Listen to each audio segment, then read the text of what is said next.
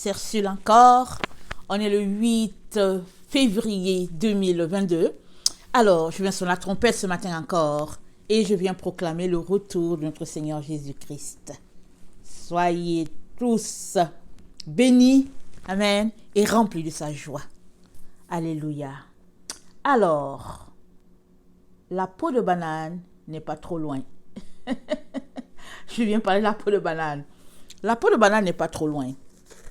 Alors, on va lire 1 Roi 13 et puis certains autres passages que je vais citer parce qu'il faut qu'on regarde un peu l'histoire de ce prophète-là, ce jeune prophète-là qui est venu déclarer des paroles du Seigneur. Amen. Il est venu déclarer des oracles de notre Dieu. Alléluia.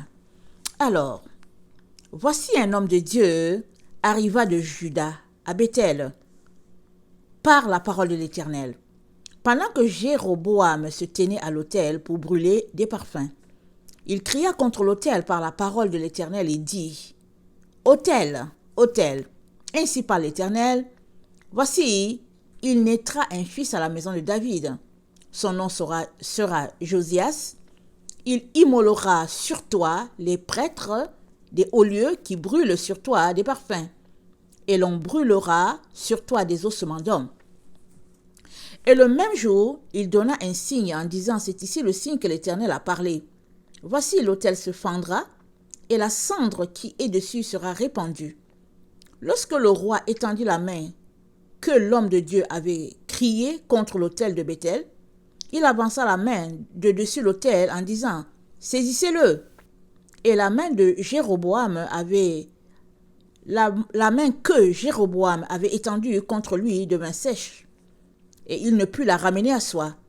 L'autel se fendit, et la cendre qui était dessus fut répandue, selon le signe qu'avait donné l'homme de Dieu par la parole de l'Éternel. Alors le roi prit la parole et dit à l'homme de Dieu : Implore l'Éternel, ton Dieu, et prie pour moi, afin que je puisse retirer ma main.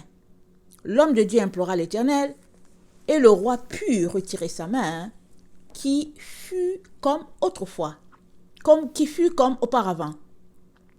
Le roi dit à l'homme de Dieu : Entre avec moi dans la maison, tu prendras quelque nourriture et je te donnerai un présent.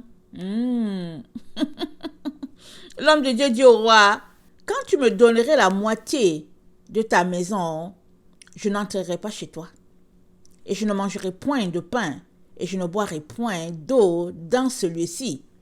Car cet ordre m'a été donné par la parole de l'Éternel. Tu ne mangeras point de pain, et tu ne boiras point d'eau, et tu ne prendras pas à ton retour le chemin par lequel tu seras allé. Et il s'en alla par un autre chemin. Il ne prit pas à son retour le chemin par lequel il était venu à Bethel. Or, il y avait un vieux prophète qui demeurait à Bethel. Ses fils vinrent lui raconter toutes les choses que l'homme de Dieu avait faites à Bethel ce jour-là, et les paroles qu'il avait dites au roi. Lorsqu'ils en eurent fait le récit à leur père, il leur dit : Par quel chemin s'en est-il allé ? Ses fils avaient vu par quel chemin s'en était allé l'homme de Dieu qui était venu de Juda. Il dit à ses fils : Scellez-moi l'âne. Et ils lui scellèrent l'âne et il monta dessus. Il alla après l'homme de Dieu et il le trouva assis sur un térébinthe. Il lui dit : Es-tu l'homme de Dieu qui est venu de Juda ? Il répondit : Je le suis. Alors il lui dit : Viens avec moi à la maison et tu prendras quelque nourriture. Mais il répondit : Je ne puis ni retourner avec toi, ni entrer chez toi. Je ne mangerai point de pain, je ne boirai point d'eau avec toi en ce lieu-ci. Car il m'a été dit par la parole de l'Éternel : Tu ne mangeras point de pain, et tu ne boiras point d'eau, et tu ne prendras pas à ton retour le chemin par lequel tu seras allé. Et il lui dit, le vieux prophète lui dit : Moi aussi je suis prophète comme toi. Et un ange m'a parlé de la part de l'Éternel et m'a dit : Ramène-le avec toi dans la maison et qu'il mange du pain et boive de l'eau. Il lui mentait. L'homme de Dieu retourna avec lui et il mangea du pain et il but de l'eau dans la maison. Comme ils étaient assis à table, la parole de l'Éternel fut adressée au prophète qui l'avait ramené. C'est bizarre, hein? L'autre a menti, mais la parole de Dieu vient à lui. Il cria à l'homme de Dieu qui était venu de Juda. Ainsi parle l'Éternel. Parce que tu as été rebelle à l'ordre de l'Éternel et que tu n'as pas observé le commandement que l'Éternel ton Dieu t'avait donné, parce que tu es retourné et que tu as mangé du pain et bu de l'eau dans le lieu dont il t'avait dit tu ne mangeras point de pain, tu ne boiras point d'eau, ton cadavre n'entrera pas dans le sépulcre de tes pères. Et quand le prophète qui l'avait ramené eut mangé du pain et qu'il eut bu de l'eau, il scella l'âne pour lui. L'homme de Dieu s'en alla. Il fut rencontré dans le chemin par un lion qui le tua. Son cadavre était étendu dans le chemin. L'âne resta près de lui et le lion se tint à côté du cadavre. Et voici, les gens qui passaient virent le cadavre étendu dans le chemin et le lion se tenant à côté du cadavre, et ils en parlèrent à leur arrivée dans la ville où demeurait le vieux prophète. Lorsque le prophète qui avait ramené du chemin l'homme de Dieu l'eut appris, il dit, « C'est l'homme de Dieu qui a été rebelle à l'ordre de l'Éternel. » Et l'Éternel l'a livré au lion, qui l'a déchiré et l'a fait mourir, selon la parole que l'Éternel lui avait dite. Puis, s'adressant à ses fils, il dit, « Scellez-moi l'âne, ils le scellèrent. » Et il partit. Il trouva le cadavre étendu dans le chemin, et l'âne et le lion qui se tenaient à côté du cadavre de lion l'avaient pas dévoré. Le lion qui se tenait à côté du cadavre, le lion n'avait pas dévoré le cadavre et n'avait pas déchiré l'âne. Le prophète releva le cadavre de l'homme de Dieu, le plaça sur l'âne et le ramena, et le vieux prophète rentra dans la ville pour le pleurer et pour l'enterrer. Il mit son cadavre dans le sépulcre et l'on pleura sur lui en disant « Hélas, mon frère !» Donc voilà. Hélas, mon frère. Voilà la fin de quelqu'un qui a marché avec Dieu. Alors, si on regarde bien cette histoire, en tout cas on l'a lu, alors un jeune prophète est envoyé par Dieu pour parler au roi Jéroboam. Alors qui est Jéroboam? Jéroboam, je pense que c'est un serviteur de Salomon, le fils d'un serviteur de Salomon. Comme Salomon, on sait tous les dégâts que Salomon a causés après son père David. Alors Dieu n'était pas content, mais Dieu a dit, ok, je ne vais pas diviser ton royaume de ton vivant, mais quand tu mourras, je vais le faire, parce que tu ne t'es pas bien comporté. Mais je vais laisser une partie, à cause de la parole que j'ai donnée à ton père. Alors Roboam a donc pris la place, amen, de son père au décès, et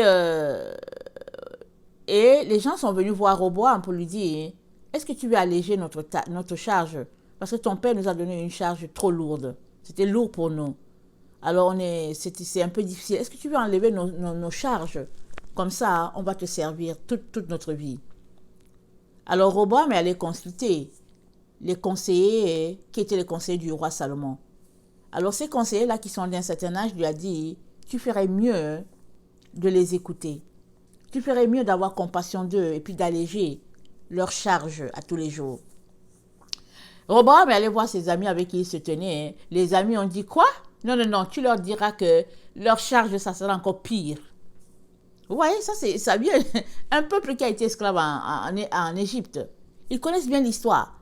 Mais Roboam, le fils de Salomon, il avait ses amis, dont, vous savez, les jeunes, souvent ils sont délinquants, mal élevés, aucune compassion. Alors les jeunes lui ont dit, non, alors alourdis encore leur charge. Et Roboam, au lieu d'écouter les personnes sages, il a décidé d'écouter ses amis, avec qui il se tenait avant d'être roi. Alors le peuple s'est révolté. Le peuple a dit, attends, quelle part avons-nous avec Salomon? Ils l'ont laissé, ils sont partis, ils se sont coupés de Juda. Et Jéroboam donc est devenu leur roi. Si bien que Roboam était juste roi sur Juda, et je pense que Benjamin l'a rejoint plus tard. Donc, les 10 tribus étaient ensemble, et Juda et puis Benjamin, ils étaient ensemble. Amen. Alors, le lieu d'adoration, c'était à Jérusalem. C'est là-bas que se trouvait le temple de Dieu. C'est là-bas que se trouvait... attendez, comment on appelle ça là? Attends, j'oublie. J'oublie. En tout cas, le truc qu'il portait quand il y avait une guerre, et puis ça va me venir le nom. Alors, tout était à Jérusalem. Alors, les autres tribus devaient se déplacer. Le peuple de Jéroboam devait se déplacer pour arriver à adorer Dieu à Juda, là où le roi Roboam est. Alors, Jéroboam s'est dit, non, si je continue comme ça, ils vont m'abandonner. Ils vont se dire que si notre roi c'est Jéroboam, pourquoi devons-nous aller adorer à Juda? Alors, on va rester en même temps à Juda. Donc, il a craint. Il a décidé que lui aussi, il va faire un lieu d'adoration. Il a fait 2 veaux d'or. Et il a dit au peuple, voici ton Dieu. Il se rappelle bien de comment Israël s'est fait un veau d'or dans le désert et comment ils ont péri, ces rebelles-là. Mais le roi Jéroboam, il a fait pareil. Alors, il était là, à son autel, là, en train de brûler de l'encens à ses divinations, à ses dieux. Et Dieu a fait partir un prophète de Juda, amen, pour venir parler à Jéroboam, les 10 tribus, le roi qui était au-dessus des 10 tribus. Mais nous comprenons bien que chez Jéroboam, il y avait aussi des prophètes. La preuve est que le vieux prophète, là, il est dans la nation d'Israël. Alors, déjà, c'est de Juda qui est parti un prophète pour venir parler au roi Jéroboam. Ça prouve déjà que, pour l'Éternel, tout dans ce lieu-là était souillé. Tout était souillé. Dieu a choisi un prophète de très loin. Il est venu. Alors, il a déclaré la parole comme il l'a déclaré. Parce qu'il a dit, l'autel va se fendre, l'autel s'est fendu. La main du roi a été bloquée. Elle était devenue sèche, morte. Il a prié, la main est redevenue. Le roi l'a invité et il a dit au roi, l'homme de Dieu, le roi lui a dit, viens, entre chez moi et tu vas prendre quelque chose. Et puis je te donnerai des présents. Vous voyez, le piège était déjà là. Parce qu'un enfant de Dieu, un serviteur de Dieu, tu ne peux pas prendre un présent. Tu ne peux pas prendre quelque chose qui vient comme un présent, un pourboire. Non, tu ne peux pas. Parce que toi, ton travail, c'est juste de prêcher le Seigneur ou bien d'annoncer le Seigneur. Alors, il a dit non. Dieu m'a dit, il lui a dit, quand tu me donnerais la moitié de ta maison, je n'entrerai pas avec toi, je ne mangerai point de ton pain, je ne boirai point d'eau dans ce lieu, car cet ordre m'a été donné par la parole de l'Éternel, tu ne mangeras point de pain, tu ne boiras... Est-ce qu'il avait besoin de lui dire tout cela? Il n'a pas besoin. Il était bavard. Ok? Il était un prophète bavard. Il n'a pas besoin de lui dire. Il a juste lui dit non, merci. C'est tout. Et il continuait son chemin. Mais il a fait sortir le secret qu'il ne fallait pas. Alors, tout le monde qui a assisté à cela ont été témoins. Alors souvent, la peau de banane, elle n'est pas trop loin, elle est juste à côté. Juste à côté. Et si tu ne la vois pas, tu vas juste glisser et puis c'est fini, tu es par terre.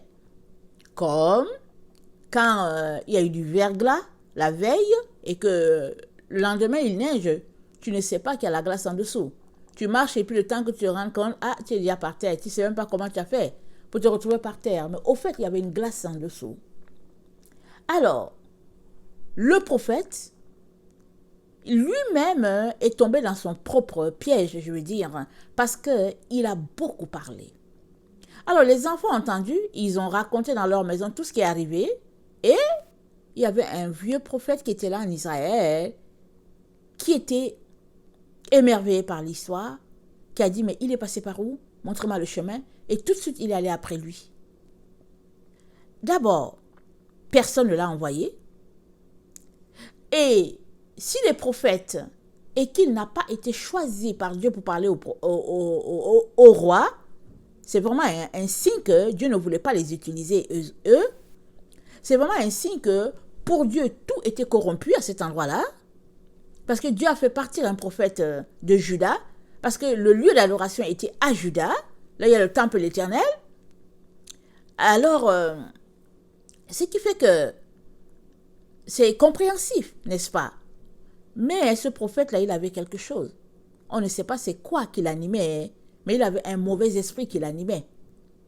Alors, est-ce que c'est la jalousie? Parce que personne ne l'a envoyé, il s'est levé, il est allé à la suite du prophète. Et il lui a dit, viens, retournons. Le prophète lui raconte la même chose. Non, Dieu m'a dit, tu ne mangeras pas ici, tu ne feras pas ceci, tu ne retourneras pas. Et il dit, un ange m'a visité. C'est là le point. Si l'ange l'a visité pour qu'il puisse inviter ce jeune prophète-là chez lui, comment l'ange ne l'a pas visité pour qu'il aille parler au roi Jéroboam? Qu'est-ce qui fait que l'ange ne l'a pas visité avant et puis l'ange a visité juste un autre prophète à Juda? Premier point. Et puis, si l'ange a vraiment visité l'autre prophète, je veux dire le prophète qui est d'un certain âge, qu'est-ce qui fait que le même ange n'a pas visité le jeune pour dire que Dieu a changé d'avis? Parce que Dieu ne change pas d'avis. Comment a-t-il fait pour quitter Juda pour arriver jusqu'en Israël pour donner sa prophétie? C'est parce qu'il a clairement entendu Dieu. Et il a fait exactement les choses comme Dieu lui a dit. Il a clairement entendu Dieu. Alors, si les choses sont arrivées, ça veut dire que la deuxième partie aussi est vraie. C'est qu'il ne devait pas manger, il ne devait pas s'arrêter, il ne devait rien faire. Il ne devait pas s'arrêter là, il ne devait pas retourner sur le même chemin. Dieu savait ce qu'il attendait là-bas. Et Dieu, qui est si bon, il a toujours un temps de test pour chacun d'entre nous. Il nous fait passer par des tests pour s'assurer que nous sommes vraiment prêts ou bien aussi pour savoir quels sont les gens qui sont autour de nous. Amen. Alors, ce jeune prophète-là, il ne connaît pas le vieux prophète. Il ne sait rien de lui. Juste parce que l'autre lui a dit, un ange m'a parlé. Alors, il a mordu. Il est retourné avec lui. Il a été séduit. Combien de fois sommes-nous séduits? Combien de fois sommes-nous tombés à cause de la faute de quelqu'un d'autre? Et puis, es-tu assez équipé pour savoir si l'autre qui te parle, elle te parle de la part de Dieu ou pas? Voilà des questions que nous devons nous poser à tous les jours. Parce que la peau de banane, quand tu ne la vois pas, elle est juste là comme ça. Surtout dans les endroits là où on s'en fout des poubelles. Les gens, ils mangent la peau de banane, ils jettent ça et puis ils continuent. Alors si par hasard, tu ne l'as pas vu pour quelque chose, tu penses qu'au-dessus, il y a une étoffe, tu passes par là, tu vas glisser là, à une manière là, terrible. Et si à cette peau de banane là, il a un peu plu, ou bien il y a eu de la rosée, en tout cas, c'est dangereux les peaux de banane. Ça peut être sur la route, et puis la voiture passe dessus, et la voiture ne sait même pas ce qui lui arrive, et puis c'est très glissant. Et sur nos chemins, il y a des peaux de banane qui sont là, qui sont déposées, qui sont permises par notre Dieu. Alors ce jeune prophète-là, il était né à nez avec une situation que lui-même il a provoquée. Alors, est-ce qu'il y avait de l'orgueil dans sa vie? Je ne sais pas. Mais toujours est-il que on note qu'il était bavard. Il n'avait pas besoin de dire que Dieu m'a dit que je ne mangerai pas, je ne boirai pas. Non, tu as livré ton message, l'autre te dit viens manger, tu dis non, je ne mange pas, merci, au revoir, c'est tout. Tu dis rien, tu le regardes, c'est tout.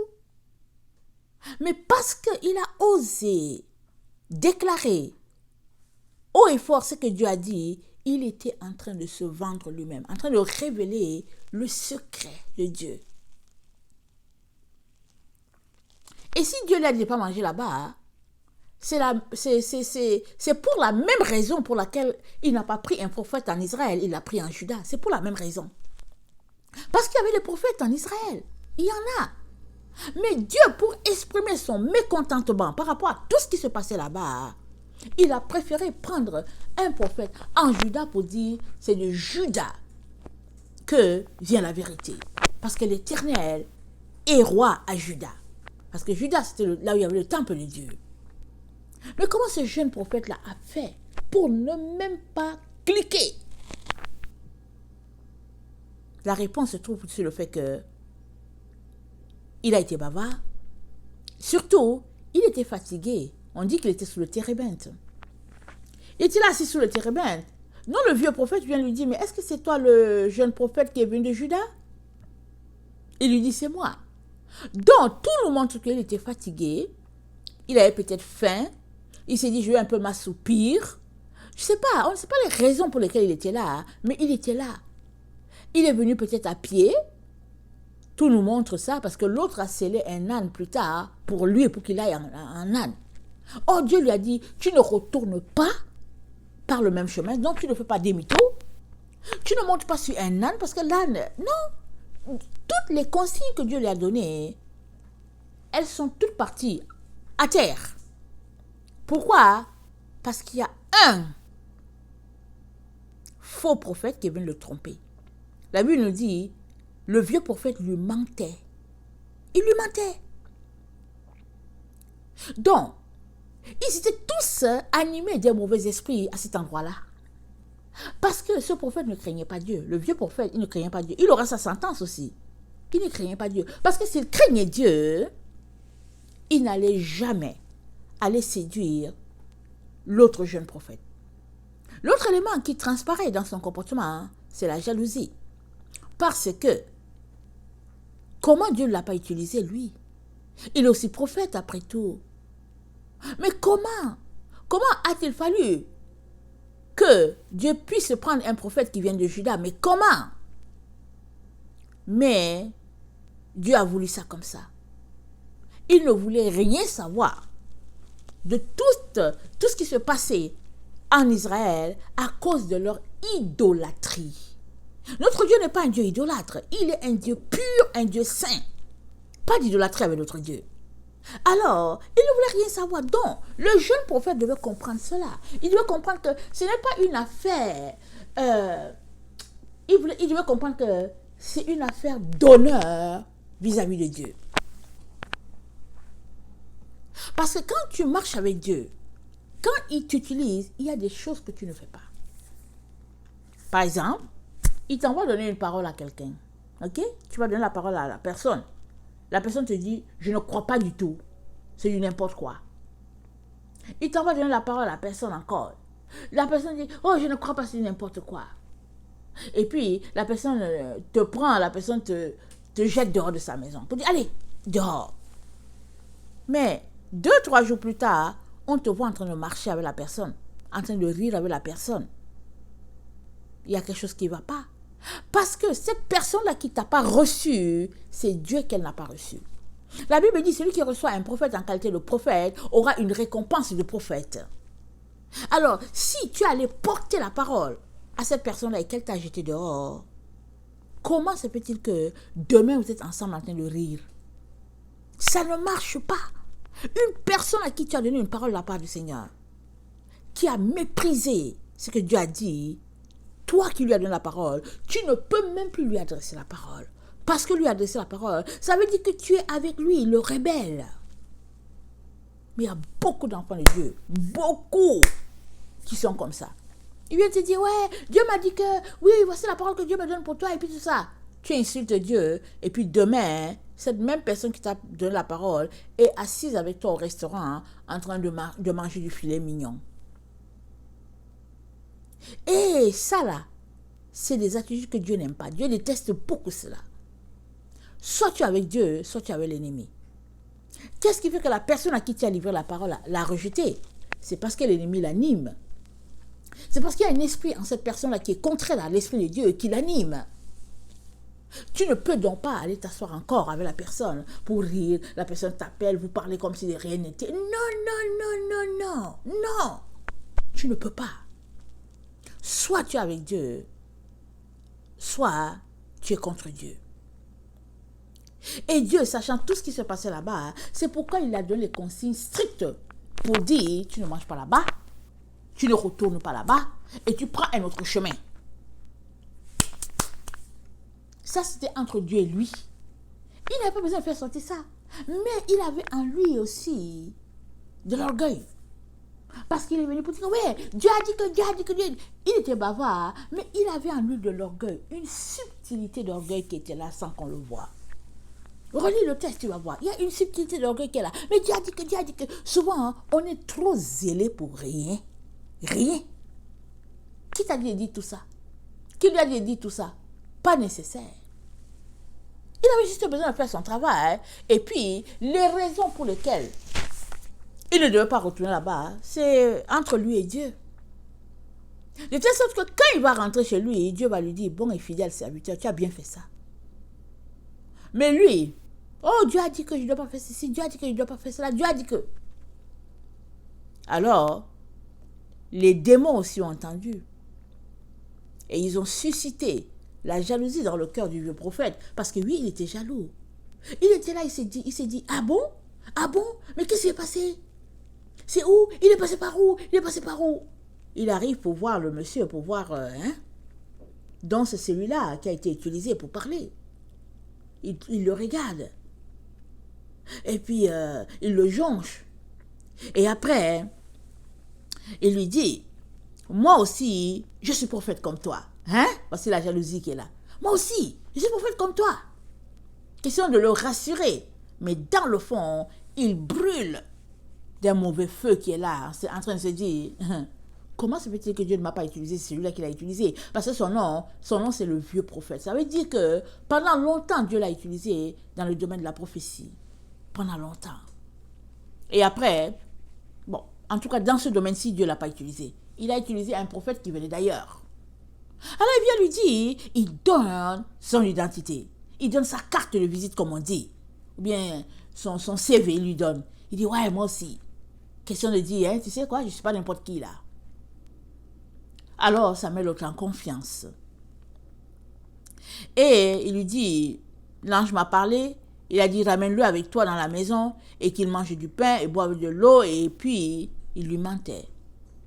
Si l'ange de Dieu, comme je l'avais dit, lui a parlé, lui le vieux prophète, c'est qu'il peut aussi parler au jeune prophète pour dire, tu sais quoi, il fait trop chaud, et puis, voilà ce que Dieu avait dit, alors on va changer d'avis. Mais c'était à lui de faire des tests pour savoir, Seigneur, est-ce que c'est vraiment toi? Seigneur, est-ce que c'est vraiment ça? Est-ce que Seigneur t'a changé d'avis? Seigneur, mais il n'a pas fait de test. Il n'a posé aucune question, il a juste suivi. Il a été animé par ses sens, sa chair. Alors, le fait qu'il était assis sous le térébinthe prouve qu'il était fatigué. Alors, dans ces zones-là, on marche souvent, tu peux marcher 10 km facilement pour passer d'un village à l'autre, pour passer d'un lieu à l'autre. Et la Bible nous raconte que Jésus-Christ traversant les champs, ce jour-là, il a décidé de passer dans Samarie. Et les Juifs, ils n'ont pas de relation avec les Samaritains, mais Jésus a décidé de passer dans Samarie. Alors, du côté de Samarie, c'est déjà les 10 tribus.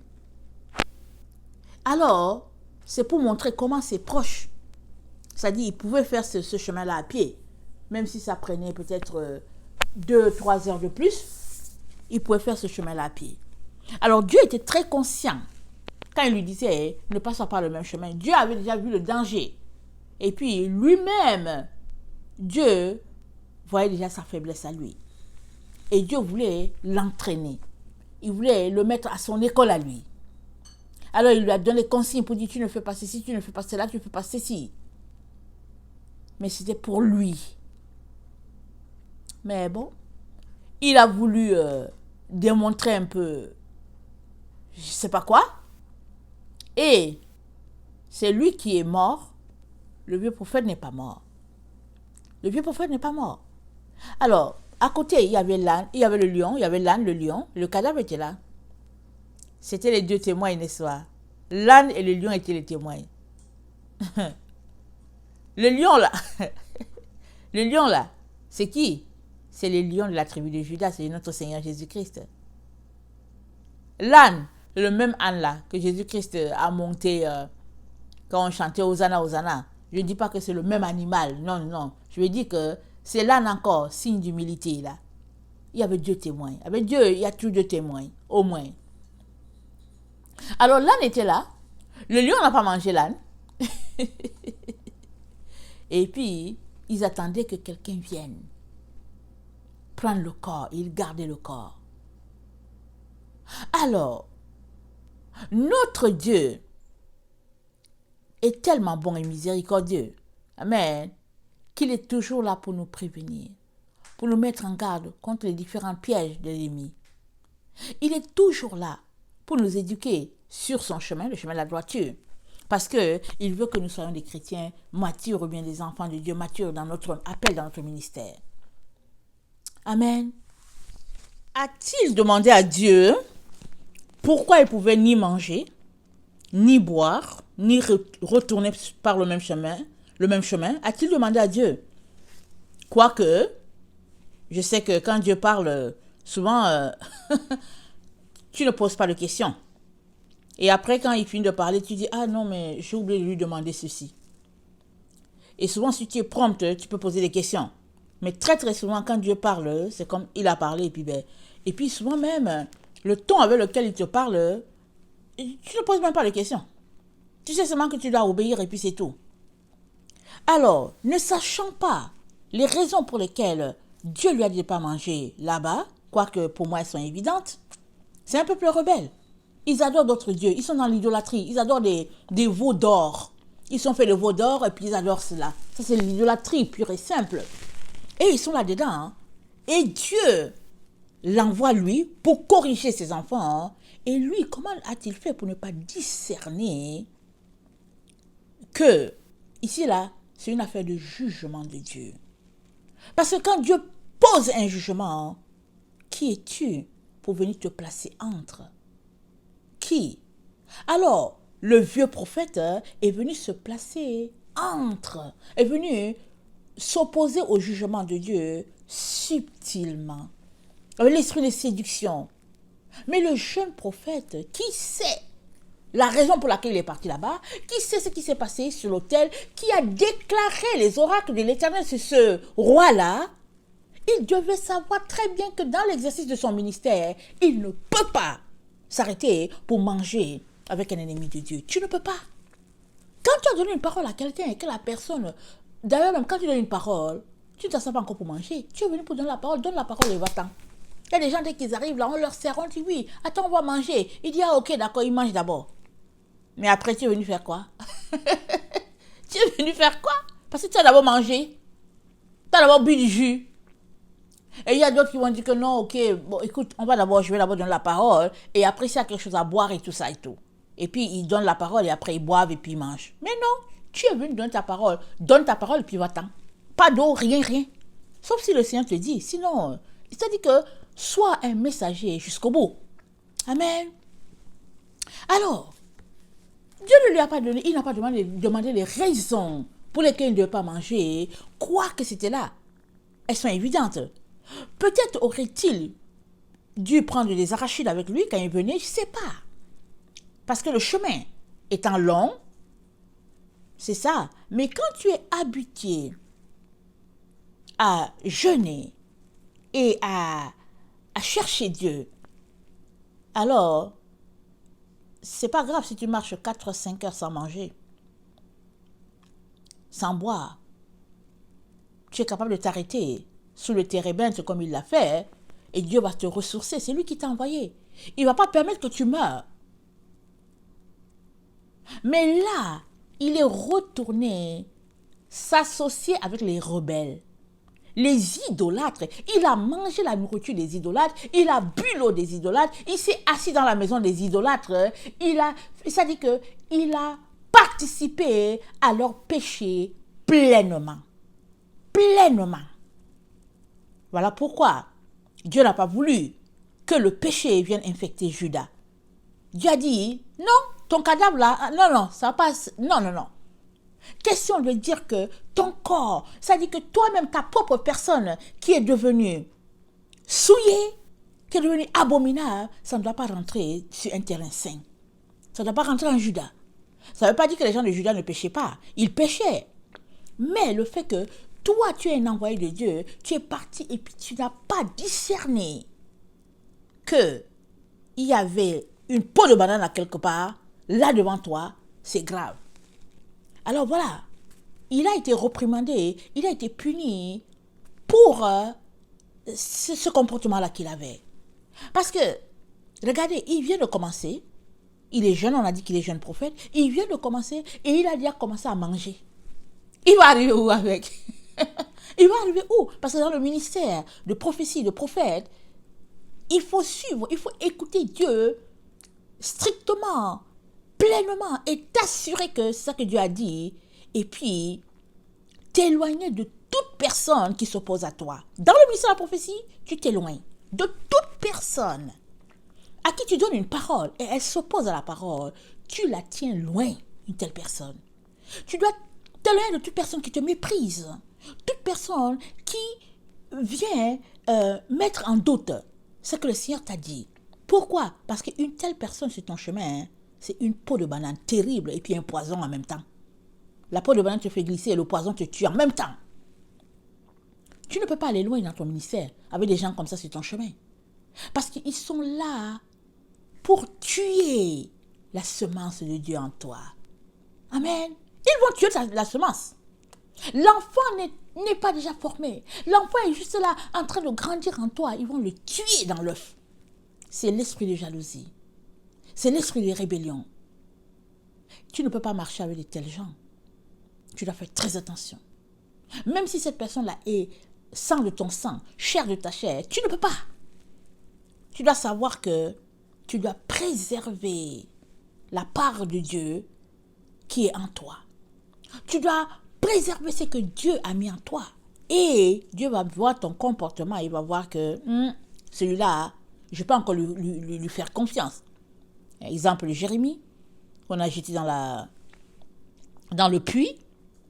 Exemple de Michée, qu'on a giflé. Exemple d'Ésaïe. Tous ces prophètes-là, ils sont morts, martyrs, maltraités de tout bord, de tous côtés. Mais quand on lit leur histoire, tu ne vois pas quelque part qu'ils sont allés s'asseoir avec les gens pour manger avec eux, pour s'associer avec eux, pour rire avec eux. Non, non, non. Tu ne ris pas avec les gens qui te combattent. Tu ne ris pas avec les gens qui te méprisent. Les gens à qui tu donnes une parole et puis ils te disent que « Ah non, mais pour moi, ce n'est pas Dieu qui a parlé. » Et puis bon, mais est-ce qu'ils sont allés consulter? Ils ont questionné Dieu, ils ont posé la question à Dieu pendant combien de jours? Combien de jours? Pour dire « Seigneur, est-ce que c'est toi? Seigneur, est-ce que c'est toi? » Ils ont demandé à Dieu pendant combien de temps?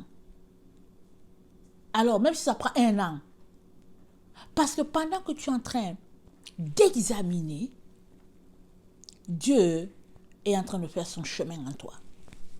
D'ailleurs, aujourd'hui, dans notre temps, on ne sait pas c'est quoi examiner une parole. Alors, dans Apocalypse 3,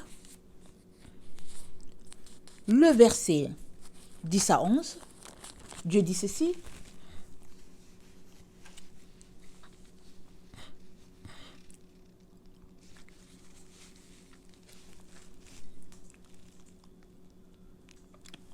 Excusez, j'avais pris un peu de gorgée.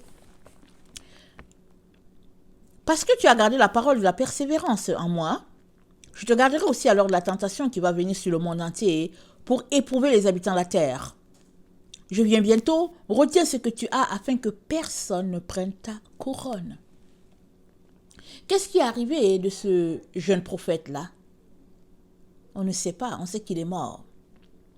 Mais sera-t-il avec Dieu?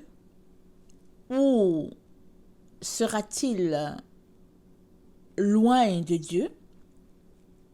On ne sait pas. Quand on se retrouvera de l'autre côté, on verra bien. Si Dieu lui a pardonné, parce que j'imagine qu'en marchant, il a dû demander pardon à Dieu, il a dû pleurer en chemin. On ne sait pas ce qui s'est passé dans sa relation avec Dieu. On ne sait pas. On sait seulement qu'on l'a trouvé là étendu. Le lion était à côté. Le lion n'est autre que notre Seigneur Jésus-Christ. Amen. Qui symbolise notre Seigneur Jésus-Christ. Alors le lion était à côté et puis l'âne aussi. 2 témoins. Et ces 2 animaux, en tout cas, ils représentent en tout cas quelque chose de grand devant notre Dieu. Alors, le vieux prophète est venu prendre la couronne du jeune prophète. Il était là, le vieux. Il était là. Dieu l'a bien vu. C'est pas lui que Dieu a envoyé. Dieu a envoyé le jeune prophète venu de Juda. C'était aux jeunes, hélas, de préserver tout ce que Dieu a mis entre ses mains. Et quand les gens l'ont pleuré, ils ont dit quoi? Ils ont dit hélas. Regardez la fin de quelqu'un. Hélas, on l'a envoyé, il est parti. Il a quitté son pays pour aller donner une parole. Il n'est pas revenu. Il n'est pas revenu à la maison.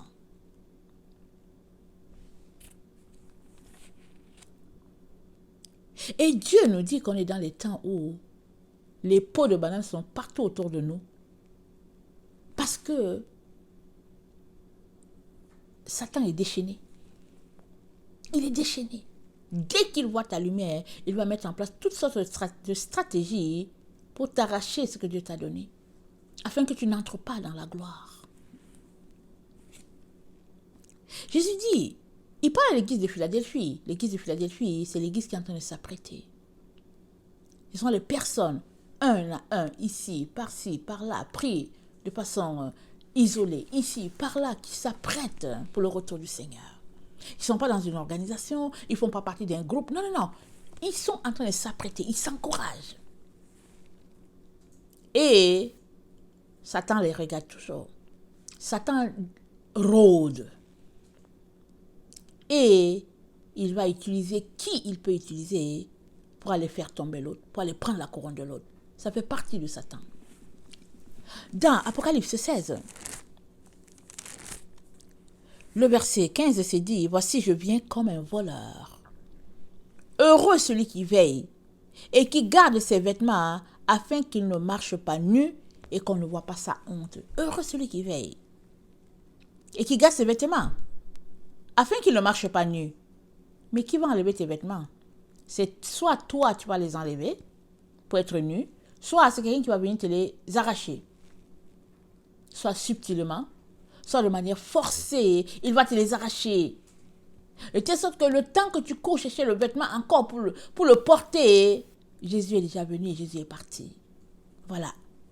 Voilà le temps dans lequel nous sommes. On est environné de voleurs. Mais quand le vieux prophète a donné son CV à l'autre, il a dit, je suis aussi prophète comme toi. Je suis prophète aussi comme toi. Esprit de jalousie. C'était là l'esprit de jalousie. Mais l'autre n'a pas questionné. Il ne s'est pas arrêté pour dire, ok, voilà. Non, il ne s'est pas arrêté. Confiance tout de suite. Jésus a dit, soyez simples comme des colombes et rusés comme des serpents. Vous savez, un serpent, c'est pas facile d'attraper. Hein? Moi, en tout cas, la zone où je viens, il y avait souvent des serpents. Surtout que notre maison, en tout cas, j'imagine que là, il y a dû avoir des constructions autour. Mais dans le temps, hein, en tout cas, on était là dans le coin et puis il y avait de la forêt entre nous et la prochaine maison. Et en arrière de nous, il y avait la forêt. Bien, je veux dire, des herbes, c'était pas construit. Alors, vous pouvez imaginer, les serpents, et en tout cas, il y en avait tout autour. Alors, je pense que s'ils voulaient un endroit propre, ils allaient venir dans notre cour parce que c'était dégagé, c'était construit. Alors, il y avait des serpents, on voyait souvent des serpents. Mais le serpent, hein, quand tu le vois, tu fuis. Hein. Ce n'est pas les serpents du pays des Blancs où tu les vois et puis bon, il y en a qui ont des serpents chez eux. Et puis, non, les serpents d'où je viens, hein, ils sont venimeux. Il n'y a pas de serpents qui ne sont pas venimeux. Quand j'avais été mordu par un serpent, moi, heureusement, le serpent, je ne l'ai pas vu. Écoutez, j'étais petite, j'avais 6 ou 7 ans, je ne l'ai pas vu. J'allais accueillir ma tante, parce que bon, chez nous, on accueille toujours. Quand tu vois quelqu'un venir, tu cours à sa rencontre. Tu n'attends pas là que la personne vienne, tu cours à sa rencontre pour l'accueillir. Ma tante revenait du marché, j'ai couru à sa rencontre. Ne me demandez pas comment je n'ai pas fait pour voir le serpent. Je n'ai jamais vu le serpent. Alors je disais à ma tante, non, mais fais descendre le panier, je vais t'aider. Mais non, je vais t'aider. Alors elle dit, ok. En se baissant pour me donner une partie des choses qu'elle avait sur la tête, parce que c'était beaucoup. Elle voulait me donner un petit paquet pour que j'attrape. Elle, en se baissant, hein, elle voit que le serpent est enroulé sur mon pied et le serpent m'a mordu. Mais je ne sais pas comment, en quel laps de temps le serpent m'a-t-il mordu, je ne peux pas dire. Est-ce que c'était en 1 minute? Je ne sais pas. Et pourtant, hein, la route était dégagée. Et ma tante a commencé à pleurer. Elle a lancé un cri. Alors, toutes les maisons qui étaient à côté, ils sont venus, ils disent, qu'est-ce qui se passe? Et moi aussi, je dis, mais qu'est-ce qu'il y a? Elle dit, le serpent a mordu Ursule. Donc, tout le monde a accouru. Et moi, Je regarde, tout le monde pleure. Moi, je me suis mise à pleurer parce que les autres pleuraient. Parce que ça ne m'a pas fait mal. Ça fait pas mal. Il a soufflé dessus. Ça n'a pas fait mal. Alors les autres pleuraient, moi aussi je me suis mise à pleurer. Mais je ne sais pas pourquoi ils pleuraient. Mais eux, ils pleuraient parce qu'ils se sont dit, elle va mourir, Ursule. C'est ça qu'ils se sont dit. Mais il y avait un oncle, un tonton qui était là. Ben, un tonton, en tout cas. Il était jeune, là. Il a tué le serpent. Il a dit, allons-y à l'hôpital avec le serpent. Donc, on n'était pas loin de l'hôpital. En tout cas, pour les enfants, là, en courant, on allait arriver à l'hôpital peut-être à l'espace de 7 minutes pour vous dire qu'on n'était pas loin du tout. Pour les enfants. Un adulte, ça va lui prendre peut-être 10 à 15 minutes, mais nous, les enfants, en 7 minutes, on serait déjà là-bas. Alors, à la vitesse de l'éclair, ils sont partis avec moi à l'hôpital. Avec le serpent aussi. Hein. Le serpent, ils l'ont pris aussi dans un sac, ils sont partis. On arrive à l'hôpital et bon, le médecin leur a dit « Bravo que vous avez amené le serpent ». Ils ont regardé le serpent, ils ont dit « Ah, ok, c'est ce serpent-là qui l'a mordu ». Il dit « Ah, c'est pas un serpent, généralement, il n'est pas venimeux. En tout cas, le mâle n'est pas venimeux, mais si c'était la femelle, pendant qu'elle avait ses œufs, ce serait grave. Ils ont regardé, je pense que c'était un serpent mâle. Ils ont dit « Ok, on va quand même lui donner les antivenins et tout, mais on ne devrait pas s'inquiéter. » Par contre, si c'était une vipère, alors ce serait grave.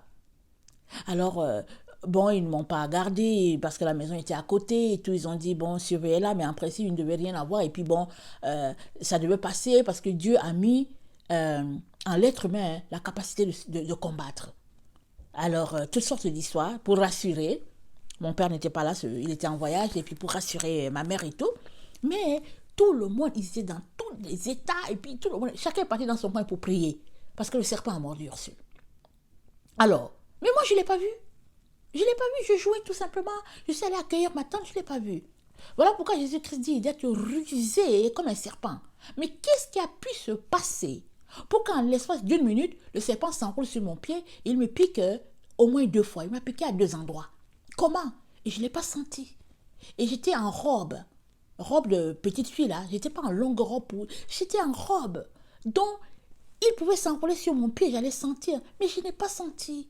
Pour dire que le serpent a la capacité d'être tellement rusé que tu ne vas pas voir forcément la chose arriver. Parce qu'il te mord et il souffle dessus. Et son corps, je ne sais pas. Comment j'ai fait, je ne sais pas. Ok? Alors Jésus-Christ nous dit d'être simple comme des colombes et rusé comme des serpents. Parce qu'il y a un serpent. Ah. Alors, dans la vie, surtout dans les temps où nous sommes dans un temps de la fin, hein, tout ce qui se passe, c'est que Satan arrache les couronnes des autres. Très souvent, subtilement. Subtilement. En présentant des CV extraordinaires, en présentant l'amitié, en présentant un amour, alors c'est comme ça qu'on te vole tes choses. Il y a quelques années, j'ai été volée de beaucoup de choses. Je n'entre pas dans les détails. Mais la personne qui a soutiré ces choses-là de moi, elle est venue comme une personne qui m'aimait. Elle s'est affichée dans le terme de l'amour. Comment elle m'aimait, comment elle m'appréciait, comment. Alors, bon, ça m'a donné confiance et tout. Le temps que mes yeux s'ouvrent, j'étais sur un autre chemin, carrément opposé à ce que Dieu attendait de moi. Et Dieu merci, par sa grâce, j'ai pu revenir. Amen, j'ai pu revenir. Mais tu ne reviens pas en restant en relation avec la personne. Tu prends les distances et tu coupes carrément parce qu'une telle personne, elle est dangereuse. Elle sait ce qu'elle veut. Elle sait ce qu'elle veut de toi. Elle sait où elle s'en va. Et puis, vous n'êtes pas dans le même camp. Elle travaille pour l'ennemi.